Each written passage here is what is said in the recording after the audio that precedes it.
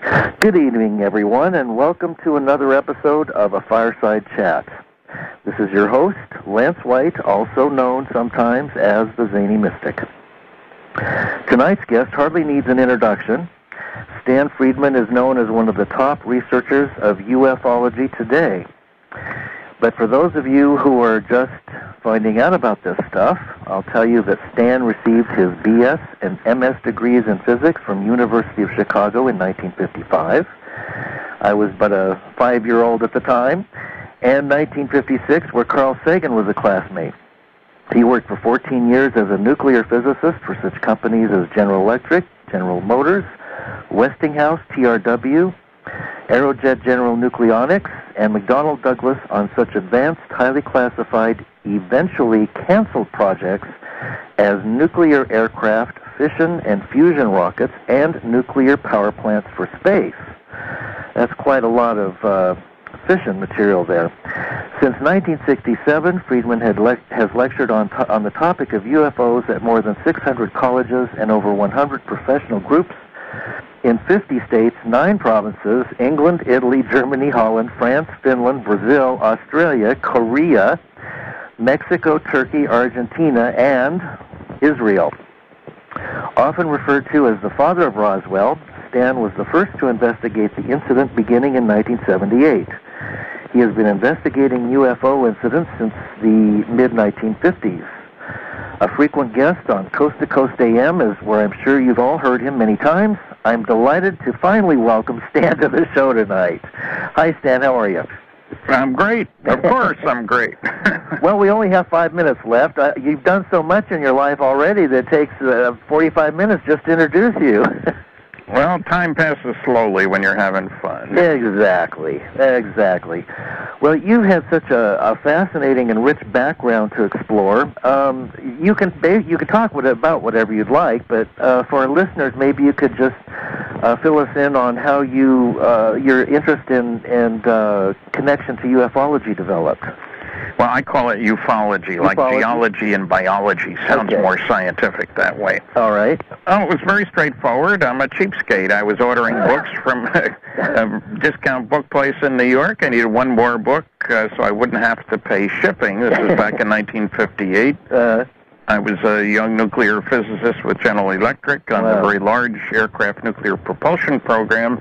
We were only spending $100 million that year. No. 3,500 people full-time, 1,100 of them engineers and scientists. Wow. Anyway, I needed one more book.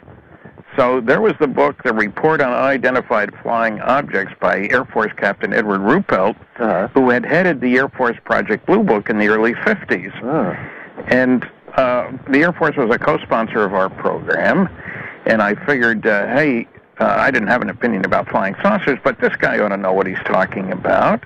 And the Air Force, if these things are real and they use nuclear power, would certainly help our program. And besides which, it was only $1 marked down from $2.95 for a hardcover book. Wow. And it was costing me nothing because shipping would have been that great for the other books I had ordered. So what the heck? So I read the book. It intrigued me. It didn't convince me, but it intrigued me. I shared it with a neighbor. Charlie was 10 years older than I was. He was an engineer. He was more impressed than I was. Well, we each went off our own direction, and I went out to California. After ANP, I could see the light on the wall. It was going to be canceled, and it was 16 months later. And in California, I found a good librarian. I read about 15 more books. Some of them were trash. If I'd read them first, I'd have probably read no more. And then a turning point was finding at the University of California, Berkeley Library, a copy of a privately published version of Project Blue Book, Special Report number 14. Now, in the first place, it hadn't been mentioned in any of these 15 books. In the second place, I was in data heaven. It was chock full of graphs and charts and tables and data on 3,201 sightings. Wow. Categorizations and quality evaluations. I'm trying to figure out why didn't anybody mention this report. And cross comparisons between unknowns and knowns and all this sort of thing. But what shook me up was the guy who had this privately published. He was a PhD down at Los Alamos, and there was no freedom of information back then, but He'd caught the press release in 1955 about this study and managed, by doing a lot of pushing, to get a copy and then reproduced it. The Secretary of the Air Force in the press release said, quote, "On the basis of this report, we believe that no objects such as those properly described as flying saucers have overflown the United States. Even the unknown 3% could have been identified as conventional phenomena or illusions if more complete observational data had been available." Well, that took care of things, except because I was looking at the data. Holy cow, he was lying through his teeth. The unknowns weren't 3%, they were 21.5%. Wow. They weren't the ones for which there wasn't enough data. There was a separate category for them, 9.3%, insufficient information.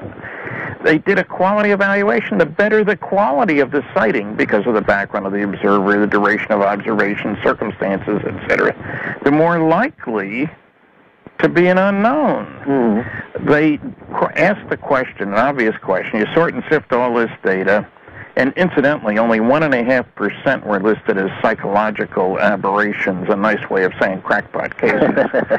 Well, as a nuclear physicist, I have to point out that the American Physical Society, to which I and most physicists belong, says 2% of the papers submitted to it for publication by physicists are crackpot papers. So there are more crackpots associated with physics than with flying saucers, that would tell you. Anyway, what they found when they cross-compared unknowns versus knowns on the basis of color, size, shape, speed, that sort of stuff, the probability that the unknowns were just misknowns was less than 1%. Wow. And the greater the quality, the more likely to be unexplainable. 35%. I should use the Air Force terminology, only 35%. It's always only when they talk about unknowns. And, you know, if I was looking for a cure for cancer and I told you, I guess there isn't one, only 35% of the best drugs we tried worked, you'd say, what do you mean there's no cure? Give me the one that works. I don't care about all the ones that don't, you know. I'm a nuclear guy. Sure, there's only a couple of isotopes that will sustain a nuclear chain reaction. What do I care about the ones that won't? Give me the ones that will, you know. So that one shook me up. I mean, I was working under security, and I was accustomed to sometimes you had to sort of skirt the truth. But outright lying was something new to me. I've seen a lot of it since, and as a matter of fact, on my website at www.stantonfriedman.com, I've got a paper, Government UFO Lies, and I don't discriminate. I have lies from the CIA and the FBI and the Air Force and the NSA. There's an awful lot of lying going on. Wow. And so, you know, it was an education to me, and then...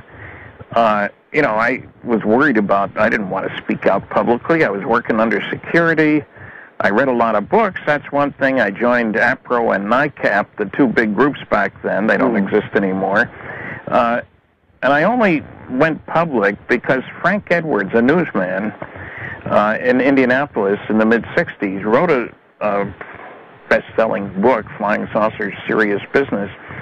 And Frank, because I'd gotten to know him when I lived in Indianapolis working on another canceled program for General Motors, I was working now for Westinghouse. That program got canceled too, nuclear rocket engines. But anyway, I contacted Frank and said, I want to go public. You got any ideas? He knew everybody as a traveling newsman, and he was active in NICAP and stuff. And he gave me some names, and one of them was a producer at a radio show in Pittsburgh at KDKA, one of the oldest big stations in the country. And I called them. The radio show was appropriately called Contact Incident, which I think is kind of funny. Remember the movie? Yeah, Carl Sagan wrote a book on that, didn't he? That's right. It was made into a movie with Jodie Foster. Yeah, excellent movie. And I liked the movie a lot better than the book myself. But, yeah, me too. Anyway, I called Contact, and it was, even though I worked for Westinghouse, it was one of those, don't call us, we'll call you. Well, less than a month later, I get a call at 6:30. Could I be on their show at 7 o'clock? We'd had a cancellation. They probably had called 6 other people. I lived near the station, so I did it. All the coincidence, serendipity, I guess. A gal at work who was a technician at Westinghouse Astronuclear Lab heard me on the show, and their book review club was reading Frank's book. Wow. Saucer Serious Business. She asked if I would give a lecture about UFOs to the Wow. book review club. So in her living room, I gave my first talk, Flying Saucers Are Real. And I did that show many times after that, and I did what I call the chicken and peas circuit. You know, everybody wants free programs. Uh-huh. And then in another bit of serendipity, only one of 2 times when I was driving into work, Westinghouse was outside town, I lived near downtown, I was with Joanne, a supervisor at Westinghouse, PhD from Carnegie Mellon, and we were talking, and I said, gee, I'd really like to speak at Carnegie Mellon University. And she said, well, talk to the dean. And I said, oh, I talked to Dr. So-and-so, and he wasn't interested. She said, Stan, the dean's my husband. He's heard you on the radio. Give him a call. So I called him, and he was, be delighted to have me speak, and he wanted a morning date, 11 o'clock in the morning, sort of a assembly program, you know? Oh, yeah. And I thought, oh, I'm going to have to take half a day off work at least. He asked me, how much do you want? And I said, oh, how about $100? I thought he'd cut me down to 50, you know. And then because I knew his wife, he told me what he was paying the other speakers in the series, $1,500, $1,800. Oh. But the talk went over very well. He wrote a nice letter to the agent that he booked the other people through. And they booked me at the Engineering Society of Detroit. And that was a real breakthrough for me, not just because I got $300 for it, but they were sold out for 3 weeks in advance for 1,008 people for dinner and a talk, and there wasn't one negative question. Wow. And, you know, the Engineering Society of Detroit is not a bunch of little old ladies in tennis shoes. Right. They're sharp engineers and so forth. So that one and a whole bunch of other technical groups to whom I spoke. Los Alamos, I spoke to the American Nuclear Society section there. They had 500 people. And so it was the enthusiastic response of my professional peers, not the excitement of the nut societies, that when the bottom fell out of the advanced nuclear and space business, as it did in 1970, I went full-time ufologizing. I'll make up another word. I like that one. And I've done some consulting. I moved here in 1980, Fredericton, New Brunswick, Canada, which is the capital of the picture province of New Brunswick. We're east of Maine. We're 4 hours ahead of California. And, you know, it's a great place to live because on August 27th, they declared it Stanton Friedman Day. Wow. It's because of my work on nuclear energy. I worked at a local nuclear power plant as a consultant for a bit.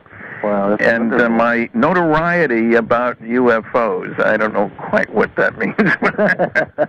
This was after I'd been on the Larry King show, and there'd been an article in the paper, and I guess there aren't many people from Fredericton that turn up on Larry King, but and the mayor likes the fact that I promote the town, and that he's a promoter of the town. Actually, it's the capital, and it's the home of the University of New Brunswick, which is the oldest English language university in all of Canada. Wow. It's a great, great place to live and raise a family. I mean, I moved here from Northern California, Hayward.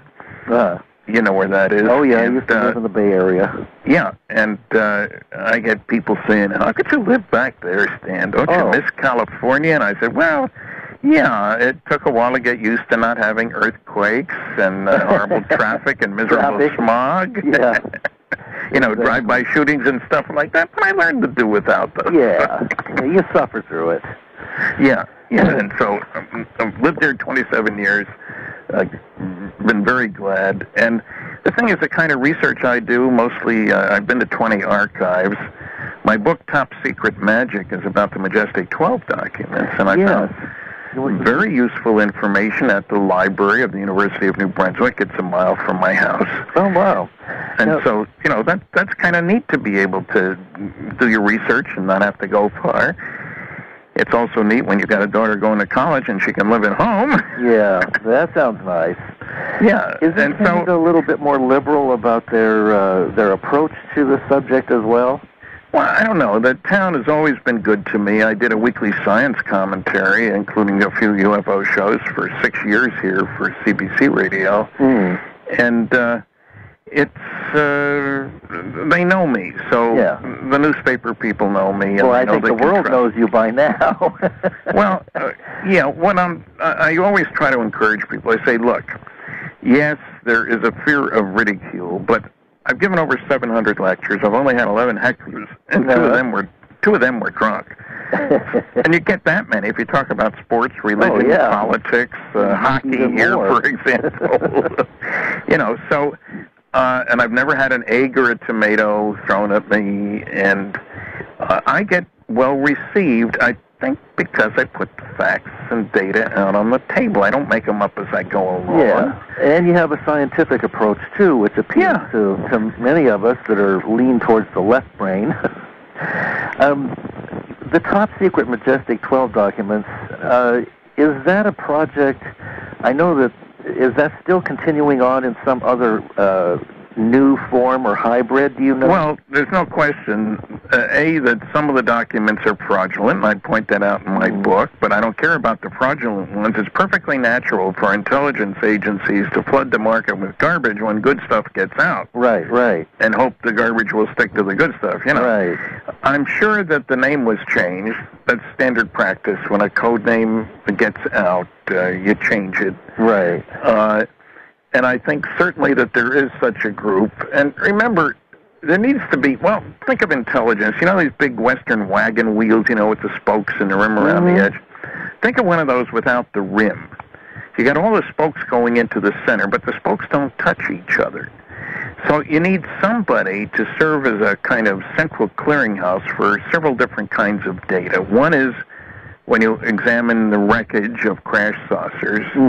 Another is when you get scientific measurements of the flight capability of saucers. You know, instruments on airplanes chasing UFOs, radar systems, and how quickly did it turn, and how did the color change when it turned. And, you know, we have many, many reports of pilot sightings, military pilots. As a matter of fact, there's a new book, Shoot Them Down, by Frank Fascino Jr. I wrote the foreword and the epilogue. It just came out within the last couple of months. And the kicker is that instructions were given to military pilots in 1952. Shoot them down if they don't land when instructed to do so. That's the God's honest truth. And as a matter of fact, the head of the American Rocket Society, Dr. Farnsworth, wrote a letter to President Truman saying he didn't think that was a good idea. To say the least. And an Air Force general admitted that we had scrambled jets more than 300 times. Wow. This is what he said in 52, mind you. Oh, my. And Frank went through the New York Times from 1950 to 56 looking for airplane crashes. There were over 220 military airplane crashes in the United States. And the interesting thing is that words like disintegrated and disappeared were used.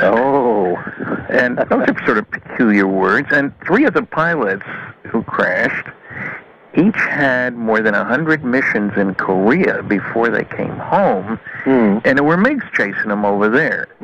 You got to be a pretty good pilot, in other words, to survive all that. And yet, here they come back without any MiGs, and they crash. And I have heard 7 different stories, more planes going up than came back, chasing UFOs. Wow. And so this is part of the whole question here. How much is the government holding back? It's very hard to get at crash reports. When I've been to the archives, I've been to 20 archives over the years. And now, what about personal anecdotes from people who are high up in the military? Well, the very high-ups don't talk very much, although in the case of Roswell, I was able to get the testimony of a retired general, Thomas Jefferson Dubose, and he's in the pictures with General Roger Ramey, taken in Ramey's office in Fort Worth, Texas, on July 8th, 1947, Roswell stuff. And I'm a pretty good detective when I work at it. And I managed to locate General Dubose and visited with him at his home in Florida. He was in his 80s, and he told me how he took the call from Ramey's boss after the press release went out about the Roswell wreckage being recovered. and it was being sent to higher headquarters, and Fort Worth was the home of the 8th Air Force, and the 509th in Fort Worth, in Roswell was part of the 8th, and Dubose is in the pictures with General Ramey, head of the 8th Air Force, with some of the phony wreckage, that balloon stuff, radar reflectors and stuff. It wasn't what was picked up out on the ranch in Roswell. And anyway, Dubose told me he took the call from General Ramey's boss in Washington, General McMullen's, two-star, that giving him 3 orders.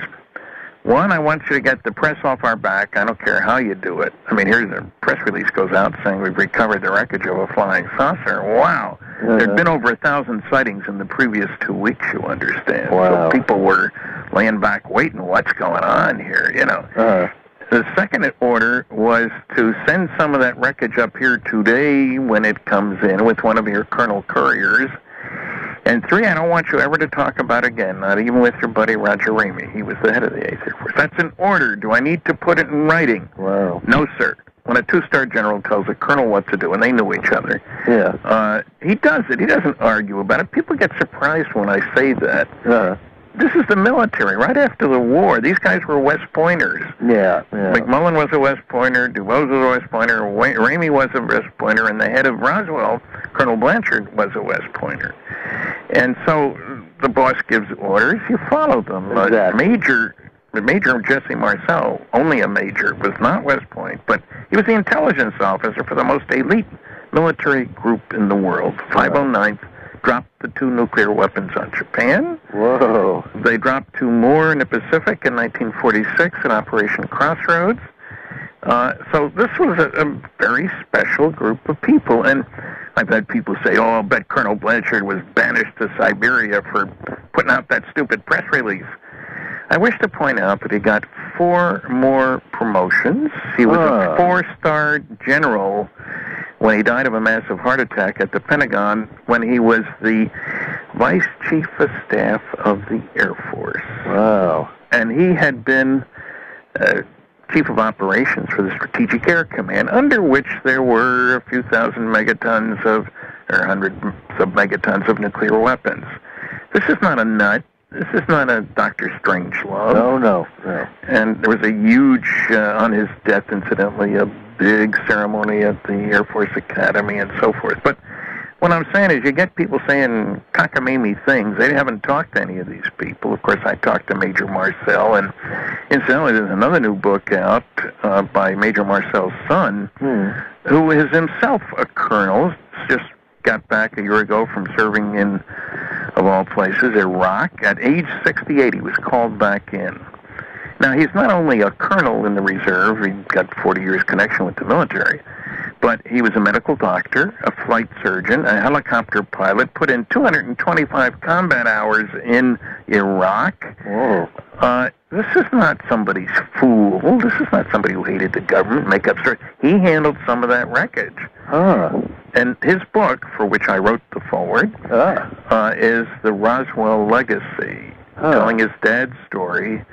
He was there in July 7th, 1947, when his dad came home and showed some of the wreckage that he had picked up out at the ranch. Wow. So it's hard. Now, I should point out that, unfortunately, on the Peter Jennings mockumentary, as I call it, Seeing is Believing, February 24th, 2005, they interviewed Jesse Marcel Jr. They didn't bother to say that he was a medical doctor, a colonel, a helicopter pilot.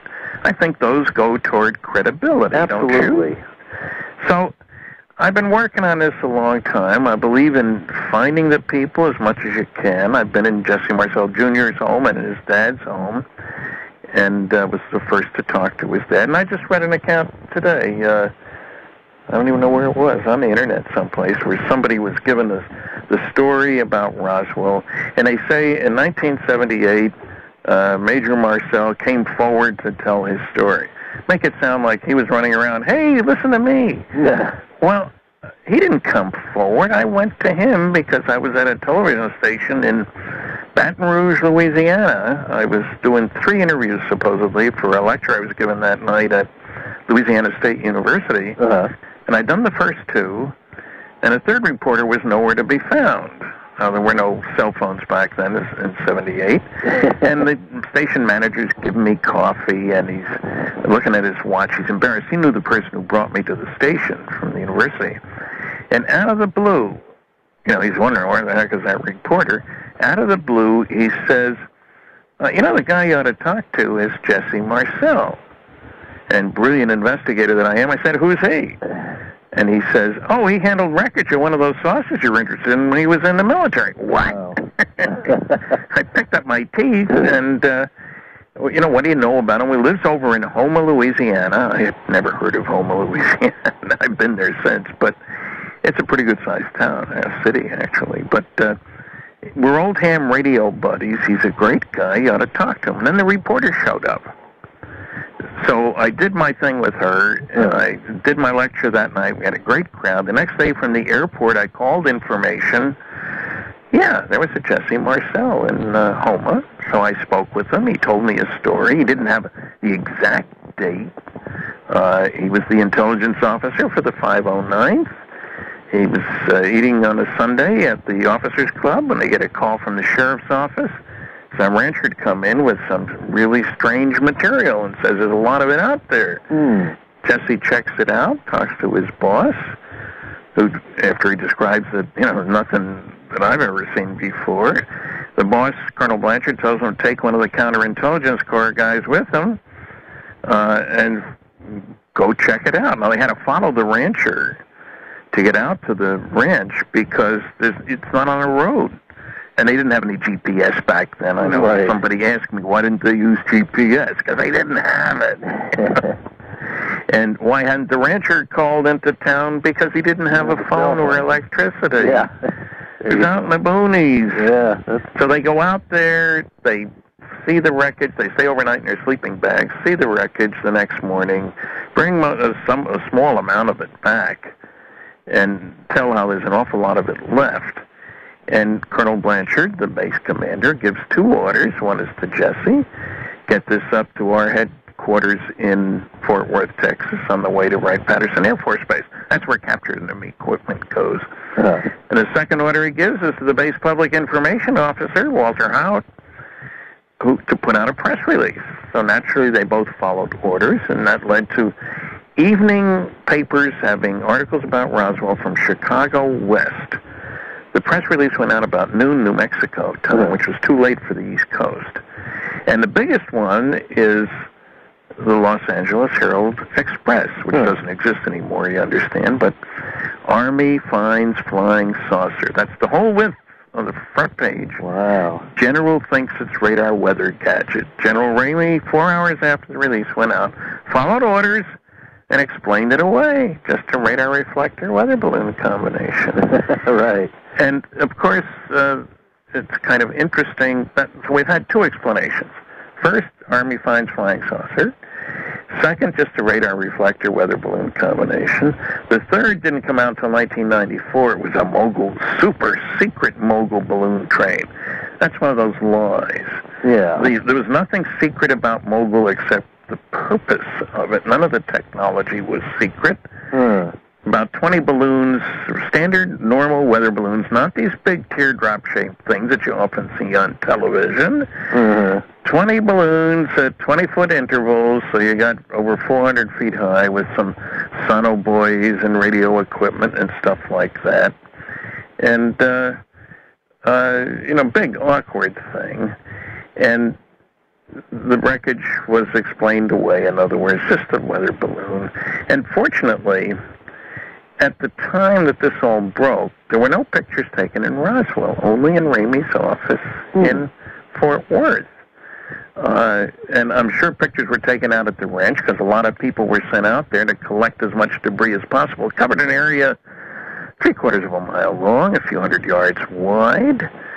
And yet, these counterintelligence corps guy that was sent out with Major Marcel, all of a sudden, after 20 years of denial, oh yeah, I remember that. It was just a weather balloon and it covered an area 20 feet square, easily fit in one vehicle. 20 feet square. Now, even the denial article in the Roswell paper on the 9th of July said 250 yards in diameter. 20 feet square versus 250 yards. That's a little different. Yeah, a lot different. And if that's all there had been, that would easily fit in one vehicle. The rancher would have brought it into town, and there would have been no need for Marcel and Cabot, the counterintelligence corps guy, to go out there. Right. And it's out in the middle of nowhere. It's a torturous path.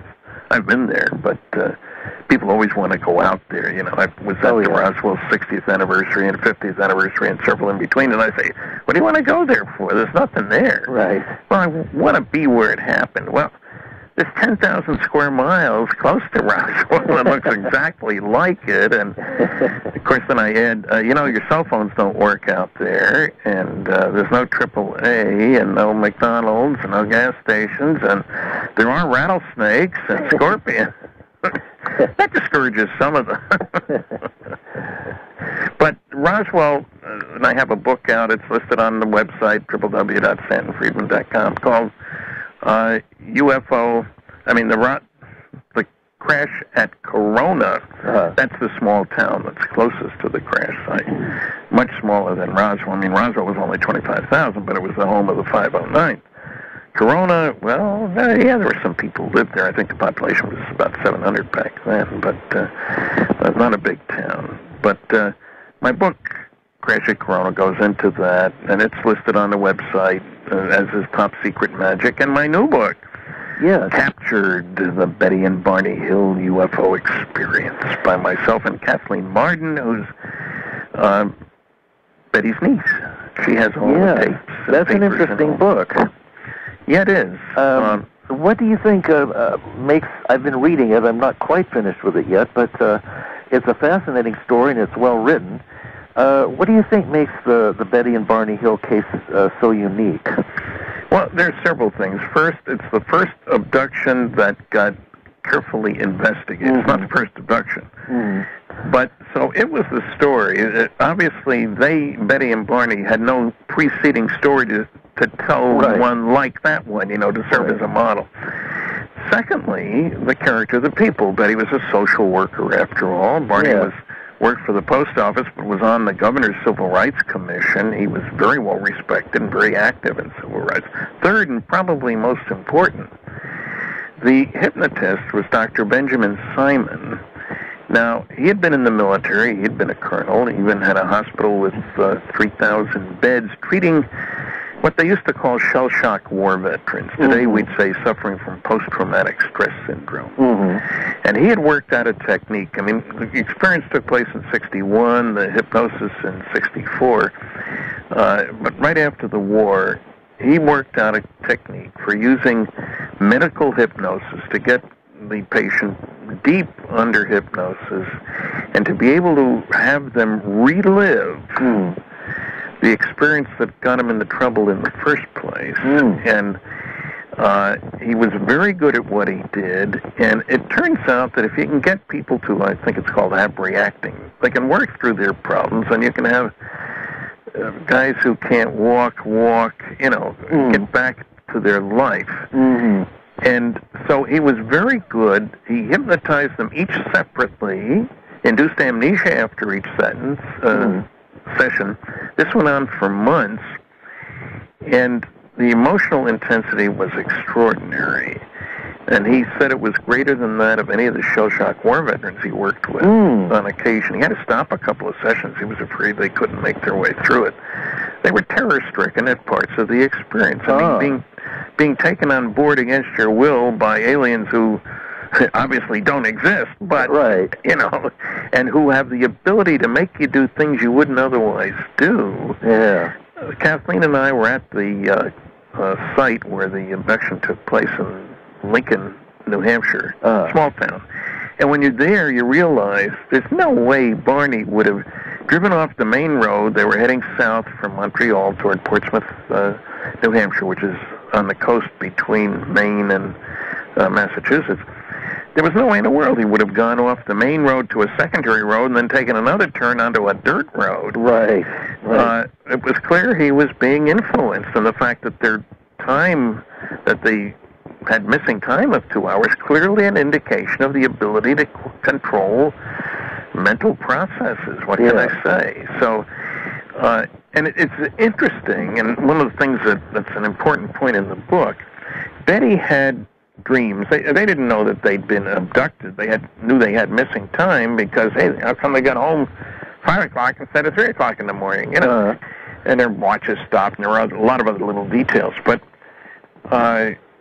Betty had dreams, a bunch of dreams in the next couple of weeks about being, I'll say, kidnapped by strange beings.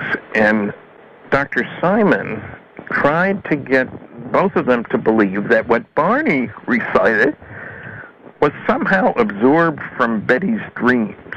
Rather than pushing them in the direction of a standard abduction case, and of course there wasn't one then, but you know, the debunkers claim that, oh, those abductions, that's just because the hypnotist people like Bud Hopkins and Dave Jacobs, both of whom I consider very competent in doing what they're doing, they just shaped the story up to match their view of what would have happened. It didn't really happen. Well, here we have a hypnotist who's pushing them away from an abduction experience. And Kathleen did a comparative analysis between what Betty and Barney said under hypnosis and Betty's dreams. And it's clear that Barney wasn't saying the same thing. Their testimony backed up each other when they were in the same position, so to speak. You know, how many guys are on each side of them when they're taken on board the craft and that sort of thing. But certainly it wasn't dreams. Now, I'm fascinated by the fact that some people will say without a shred of evidence, well, there was a science fiction program on a few weeks before this. Barney must have watched that. Well, he worked nights. They were both very busy in community activities. They didn't watch science fiction. Betty was a UFO buff. Yeah, she went to the library after their experience to look up an address for Nightcap, sent them a letter, and had an investigator come out many days later, spent 6 hours with them. She wasn't a UFO buff. You know, and people make these things up. And on my website, www.stantonfriedman.com, you'll find my review of a book by Dr. Susan Clancy. Got her degree from Harvard. The book was published by Harvard University Press. And it's Abductions, Why People Come to Believe They've Been Kidnapped by Aliens. And she had worked with people with false memory syndrome. Sexual abuse, supposedly, as children, you know. Right. And she said that the problem with that is you don't know whether the event took place or not. Why don't we work on something where we can be sure it didn't take place? Let's look at UFO abductions. Starting with the assumption that they never happened, you understand. And she mentions the Betty and Barney Hill case, gets everything wrong. She mentions a whole bunch of other cases and gets everything wrong. So I have a review at my website pointing out factually what she says. Well, she had one case, the Allagash 4. There's a book about happenings in the Allagash, it's a region of Maine, out in the woods. And she says there were 2 brothers, and it happened in the 60s, and they wrote a book about this experience. Well, the fact of the matter is there were 4 people involved, and it happened in the 70s, and they didn't write the book. I mean, those are just trivial details. Right. So, and yet she claims to have seen all the movies, read all the books, and there's no evidence for UFOs. She didn't mention my books, darn it. But why do you think people are so quick to jump on the disinformation bandwagon? I think it's a combination of things. I call it mostly, for smart people, the David Susskind syndrome. Remember David? He was a host. When I was living in Southern California, I got a call back in 73, I think it was. There was a big wave of sightings. And I'd been very busy and lecturing and stuff. And this is before Roswell. Some people think that's what got me started. My first lecture was in 67. Anyway, Suskind's people call me, and they want to get a good abductee, so I get them Betty Hill. They wanted a good skeptic. I said, there aren't any, but here's Etta Reachfeld class, the late and not lamented by me Phil class. They wanted a recent good case, the Coyne helicopter case in Ohio, 4 crewmen of a military helicopter. And they wanted me to send them all kinds of stuff. So I did all those things. They brought me to New York for one night. And in the course of taping the show, David says, you know, this is off the air, I read the New York Times. There's nothing in there that says these things are real. So the Susskind syndrome is that everybody agrees if flying saucers were real, that would be important. But if it were important, I would know about it because I take great pride in knowing what's important that's going on. If I don't know about it, it isn't real, and I'm not going to waste my time in this kind of garbage. It's a self-fulfilling prophecy, you see. You can easily say there is no evidence when what you mean is, I don't know about any evidence. Right. And so I'm not going to bother to look for some. I mean, obviously, if there was anything there, I'd know about it. Same problem for some of the media people. Oh, yeah. And the PhDs, the ancient academics and fossilized physicists that I referred to. You know, a good example Narrow-mindedness. of that. Narrow-minded, lack of professional involvement. Curiosity. And they don't understand how, because you have a PhD in, let's say, physics or astronomy, that doesn't mean you know anything about space travel. Well, that's true. My worst example was a Canadian professor. I'm a dual citizen of Canada and the United States. I can complain about both governments, you see, legal. Dr. Campbell, 1941, thought it was nonsense to talk, as the science fiction writers did, of going to the moon. He'd show that was nonsense. He wrote a scientific paper, pages of equations. He set out to show how heavy would a rocket have to be to get a man to the moon and back. Bottom line, many equations, the rocket would have to weigh 1 million tons. Oh, jeez. And even for me, that's too big. But you know what? 1969, we got 3 guys to the moon and back, still with a dumb old chemical rocket. Yep. Initial launch weight was 3,000 tons. He was off by a factor of 300 million. Wow. When astronomers do calculations about space travel, they are almost invariably astronomically in error. That's not the only example, but it's the worst one. And so I think one of the big reasons is, well, I usually give 4 reasons why the big shots of science and journalism haven't jumped on the pro-UFO bandwagon. First, it's ignorance. I check all my audiences. I normally cover 5 large-scale scientific studies. And after each one, I show a slide, describe what's in it, including, I start with that Blue Book Special Report 14, which is a document I described before, and I didn't give its title because the government press release didn't say what the title was or who did it or where it was done, which is a little hard to believe, but that's what happened. 5 studies, and after each one, I ask, how many people here have read this?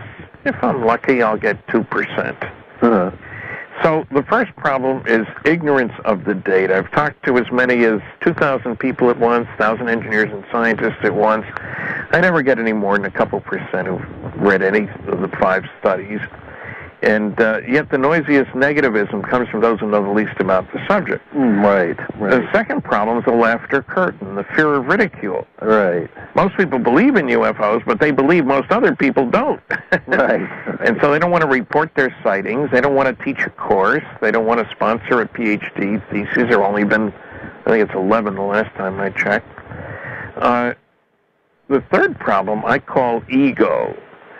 I've actually talked to a journalist who was insistent that if aliens were coming here, they'd have called a press conference and he would have been invited. And there was a Harvard professor of astronomy who said if aliens were coming here, they would certainly wish to talk to the National Academy of Sciences, of which he and his good friend Dr. Condon, who put out one of those 5 studies, were members. And the whole attitude was, well, they haven't asked for an appointment, they must not be coming here. Right. And the fourth problem, I mean, remembering that flying saucers finished the job that Copernicus started of taking man out of the center of the universe. You remember old Nicolaus Copernicus. 1543, he let a book be published that he'd written before, in which he had the gall to suggest the Earth wasn't the center of the universe. The sun was. The church was so upset the book was banned for 300 years. This finishes the job. The sun isn't the center of the universe either.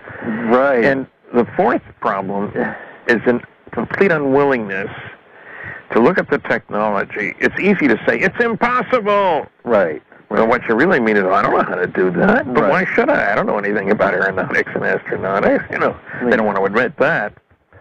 So in my lectures, I'll show pictures of nuclear rocket engines and talk about nuclear fusion. And that's important because every advanced civilization will learn about nuclear fusion because that's what powers the stars. We figured it out in 1938. Actually, before the first controlled nuclear chain reaction.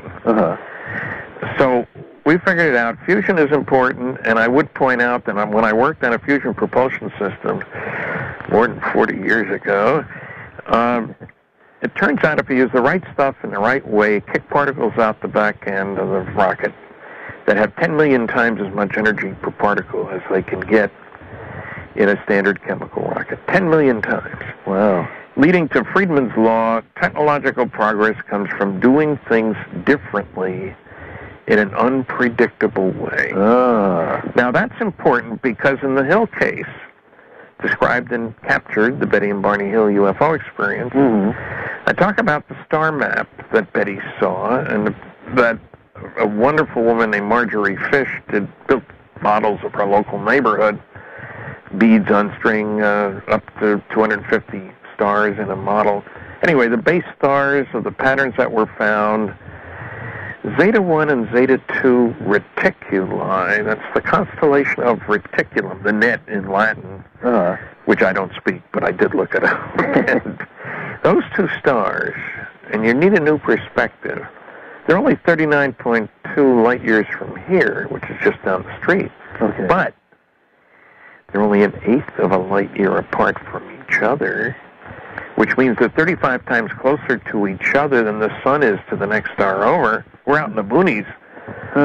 They got next door neighbors.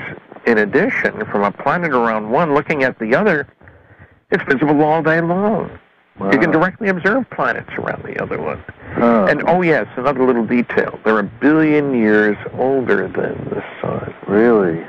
A cool billion. So if progress comes from doing things differently, if they got a little head start over us, you know, maybe 500 years or 5 million years, something like that. Right. They're going to know some things we don't know. I mean, just look back, you know, look back 100 years. Oh, my gosh. You know, I'm staring at a computer here, and I started work in industry using a slide rule. And I said that to two classes that met together at the University of Detroit a couple years back. And I looked around. I didn't see any reaction, so I was clever enough to ask, any of you know what a slide rule is? Not one student in that class knew. Oh, my. And that was less than 50 years. Wow. So you get my point. That things have changed enormously. This thing on my desk, which is not a new computer, it's only got a 20 gigabyte hard drive. Well, that's all, eh? Well, yeah. My wife bought one with 200 gigabytes for family pictures, for goodness. Well, you know, a lot of scientists are pushing for something that they call the event horizon. Well, yeah, and I'm not into theoretical physics because these guys aren't into experimental physics. Well, you know, I hear lots of talk about fourth-dimensional space-time warping, wormholes, black holes, white holes, and getting there before you leave, which, you know, time warping and stuff. Yeah, Sagan used to talk about that all the time, billions of years. Yeah, and I leave that to the theoretical guys. Yeah. I like nuclear fusion. I worked on nuclear fission rockets that we tested back in the 60s, and the biggest one, Los Alamos built, Westinghouse built some, and Aero General built up in Sacramento built some. And the biggest one, Los Alamos built, less than 7 feet in diameter, power level 4,400 megawatts, which is twice the power of Grand Coulee Dam. Jeez. And that was tested in the 60s. Well, it makes you wonder what they have now. Well, the programs were canceled like everything else I worked on because they didn't have a mission for it. I was at a horrible meeting, not that anybody was unpleasant, but NASA the Space Nuclear Propulsion Office had a meeting at Aerojet, and I happened to be there from Westinghouse. We were working on the shielding for nuclear rockets, and at the meeting, the question was, what should we do with the nuclear rocket engine? Well, we could use it for Earth orbit, lunar orbit. We could use it as an upper stage to go to Mars. Maybe we could build a lunar base. They didn't know what they wanted to do with the thing. Okay. And if you don't know what you want, the money ain't going to stay there, man, because there are a lot of other people who know what they want to do. Speaking of NASA, do you feel that NASA and some of the other space exploration agencies are being straightforward with the public? No, not at all. Tell us about that. Well, I've talked to several astronauts, and people think NASA's just a civilian agency. And Friedman, what do you mean that they're not into intelligence work? Of course they are. I worked on classified stuff. The companies I worked for NASA. And I've talked to enough astronauts to be convinced that plenty of stuff has been seen in deep space. Now, most of the guys are pretty careful. Gordon Cooper spoke out about his sightings. Deke Slayton spoke out about his sighting, and when he was flying airplanes, and Gordon as well. Now, I knew one of the astronauts before he became an astronaut, and we were both speaking in San Diego at a meeting of the American Nuclear Society, each chairing a session, and we got to talking. We spent 2 hours talking about UFOs. And I asked him, he bought copies of several of the documents I had with me, and because I was giving a talk sometime after that trip, and I asked him about the astronaut sightings. And the way he answered me, didn't think there was anything that couldn't be explained. It made me so aware that he was probably under security and couldn't talk about it. And I had a clearance, but I certainly didn't have a need to know for what he knew. Right. And I had a friend, a PhD in physics, who talked to another astronaut, ran into the same experience, that they were pumping him, but were giving nothing back. And I found out more about those astronaut sightings in the Condon report after that. Then Bill Anders was his name. And it's strange that I had an invitation from the NASA people at North American Rockwell Downey, where they built the command module. They heard me talk at a McDonnell Douglas management club, and a guy comes up to me afterward, would you be willing to talk to our group? Sure. So I go over there, they take me on a tour, they take my picture with my hand on the Apollo 12 command module, which had come back from the moon and stuff. And it was all a one-way street. They wouldn't tell me anything, but they were asking questions like crazy. Oh, yeah. And so NASA people are interested. There's movies from some of the shuttle missions which raise a lot of questions. Anybody who thinks that they're not holding back something doesn't understand how the system works. And I've had corroboration from people who've had top-secret clearances with them. I only had a Q clearance, which is sort of like a top secret, depending which agency you talk about nuclear stuff. But so, no, I don't think NASA's told us all it knows, but they're not the only ones. In my paper and my website, www.stantonfriedman.com, you'll find a paper called Government UFO Lies. Oh, good. And this is from a whole bunch of agencies. In addition, you'll have my answers to the UFO why questions, WHY, and, like why the cover-up, and why would aliens come here anyway, and why don't they land on a White House lawn, and, the usual stuff. Right. And what about the big one that there were some alien representatives that met with Eisenhower? That story it's still in my gray basket, but William Moore, with whom I worked very closely on the Roswell story for a few years, Bill checked. The excuse given for why he wasn't being seen was that a dentist had done some dental work on him and using anesthetics and stuff, and he was in no condition to talk to the press.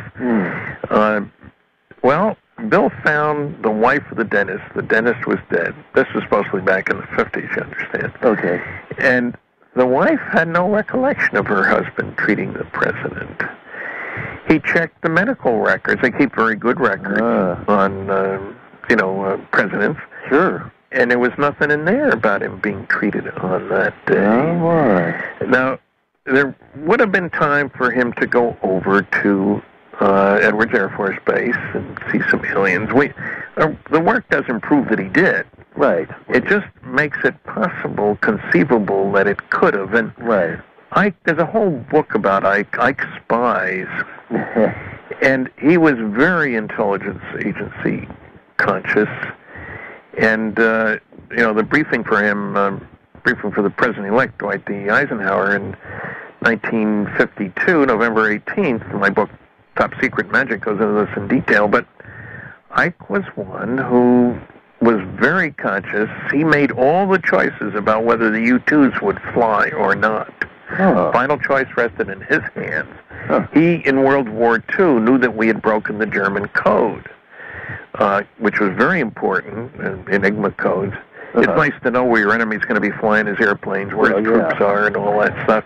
But you got to be careful how that information is handled, because you don't want them to find out that you know, or they change the code. Right, right. And so Ike was very much into intelligence work, and knew how to keep a secret. Let's put it that way. Okay. Of all the people who became president, Ike had more involvement with highly classified work, well, really than anybody else, including George Bush Sr., who'd been head of the CIA. Wow. Well, look at Ike's history. And so the briefing for President-elect Eisenhower is very instructive. It says there was a crash at Roswell, that a group called Majestic 12 was established by President Truman. And some of your listeners are going to say, everybody knows those documents are fraudulent. Read my book. Or go to the website and read my update on Majestic 12. Right. And yes, there are phony MJ-12 documents out there, but there are real ones too. Yeah. And wasn't it Ike that warned us about the military-industrial complex? Oh, yes. Well, we're living that now, aren't we?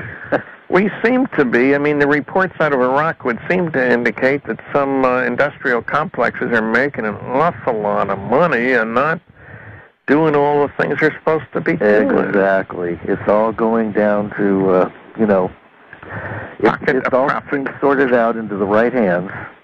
Right. Not hands it's supposed to go into, but... So, we're almost out of time. We can go on and on for hours. This is fascinating, Stan. Before we have to go, make sure that you mention your website and your new book as well. Okay, the website is www.stantonfriedman, that's FRIEDMAN.com. And the new book is Captured, the Betty and Barney Hill UFO Experience. It's listed on Amazon. You can get it from me through PayPal at my website or whatever. And it ranked, the rankings change a little bit. First in UFO books, sales. The next day it's second. The next day it's third. Then it goes back to first. Well, I'm reading it now, and it's an excellent book, so I can highly recommend it. Good. Thanks. Stan, thank you so much for being on the show. You've been absolutely wonderful. And I'd love to have you back sometime and tap your brain about, all of this stuff. My new book next year. Oh, okay. Do you have a name for it yet? Yeah, Flying Saucers in Science. All right. Great. It'll cover the whole waterworks, my magnum opus. All right. Wonderful, Stan. Well, many thanks. And thank you. Keep up the great work.